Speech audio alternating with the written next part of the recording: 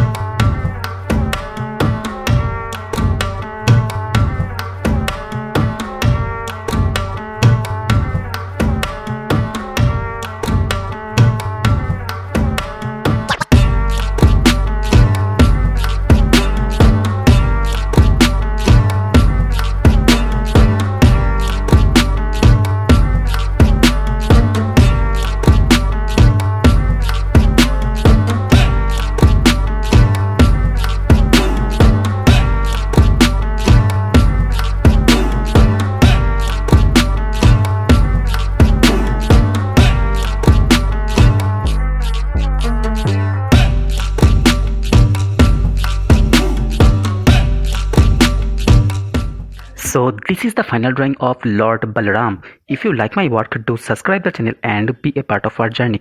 We will be right back with the second part. Till then, take care. See you soon.